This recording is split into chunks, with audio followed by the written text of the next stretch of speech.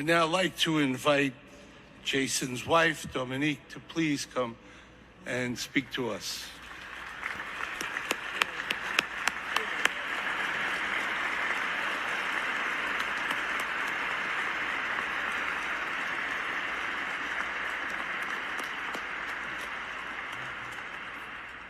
Okay. Try your best.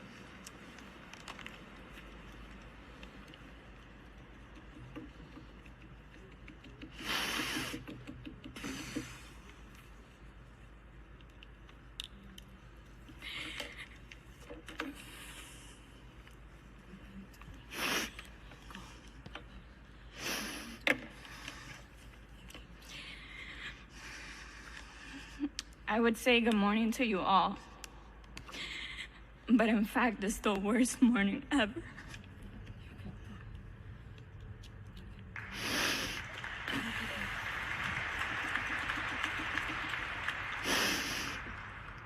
I can't believe I'm standing in front of thousands of people in the cathedral we plan to visit later this year.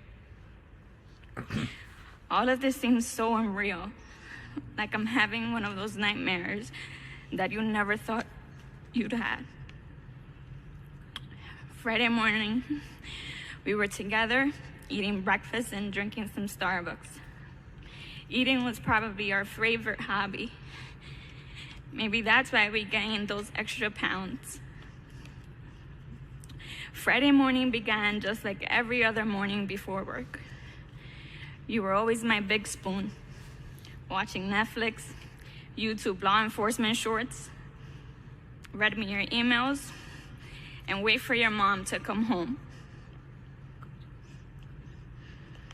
You packed your book bag because we had to leave before 2, and really, before 2 sharp, because of your ICO sergeant. You would drive me home and say goodbye with 3 kisses all the time, and texted me when you were 84. That was our routine. At around 15:15, I received a BRB roll call text.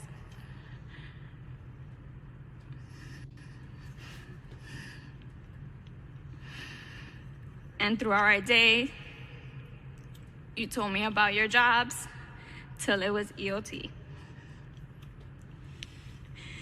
This Friday was different. We had an argument. You know, it's hard being a cop wife sometimes. It's hard being patient when plans were canceled, or we would go days without seeing each other, or when you had to write a report that would take forever because you had to vouch for so many things. So you did OT. Or when you had a bad day at work because an EDP drove you nuts. But you always reminded me that it was going to be all right.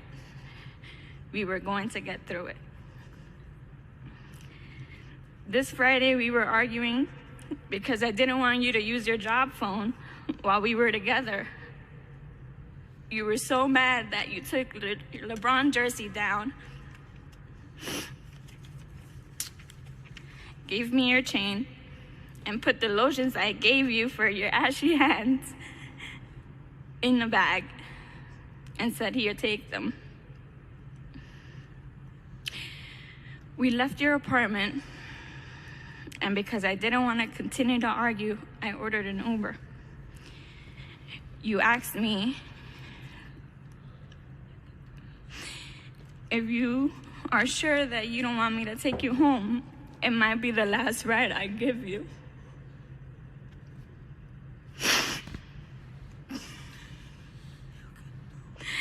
I said no, and that was probably the biggest mistake I ever made.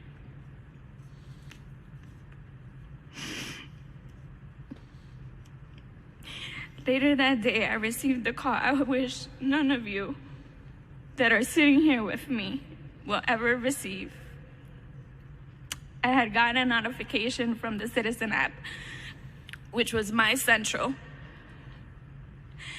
and I saw that 2 police officers were shot in Harlem. My heart dropped. I immediately texted you and asked you, "Are you okay? Please tell me you're okay.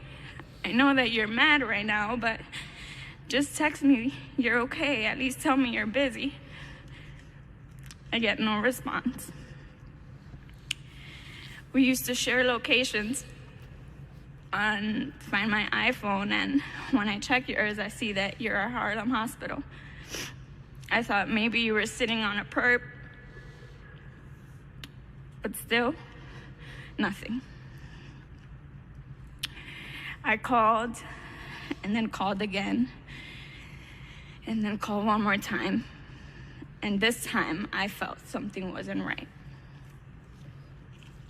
I messaged Pioka David and Joe because I knew they were your friends from the 3-2, and I get no response. Then I get a call asking if I'm Jason's wife, and then I had to rush to the hospital. Walking up those steps, seeing everybody staring at me was the scariest moment I've experienced. Nobody was telling me anything. Thousands of people were surrounding me, and yet I felt alone. I couldn't believe you left me.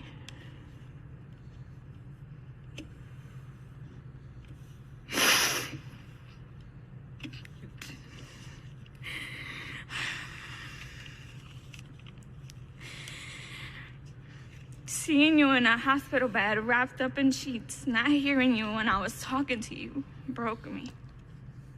I asked why. I said to you, "Wake up, baby. I'm here." The little bit of hope I had that you would come back to life just to say goodbye or say I love you one more time had left. I was lost. I'm still lost. Today I'm still in this nightmare that I wish I never had, full of rage and anger, hurt and sad, torn. Although I gained thousands of blue brothers and sisters, I'm the loneliest without you. I know you're looking at me and beside me telling me I could do this, and I'm trying. Trust me, I am. But I didn't prepare for this. None of us did. Jason and I met in elementary school, Amistad, all the way up to 8th grade. We had the time of our lives. He was part of the cool kids crew. There was never a dull moment with him around. He was the class clown, got me in trouble a couple of times, had our teachers sit us away from each other because we couldn't focus. And we never thought that our innocent childhood love would lead us to marriage. Even when we said I do, we couldn't believe we said it. October 9th was the happiest day of our lives. I know I drove you crazy saying I love you so many times that you would stop replying I love you more. But you made me feel alive. You make me feel alive.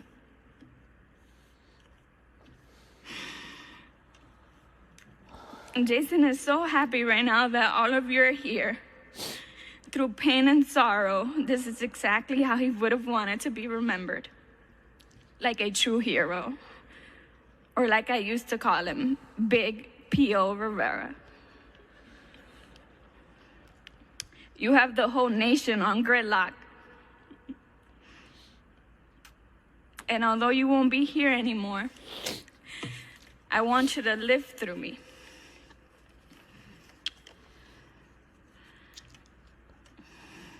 The system continues to fail us. We are not safe anymore. not even the members of the service. I know you were tired of these laws, especially the ones from the new DA. I hope he's watching you speak through me right now.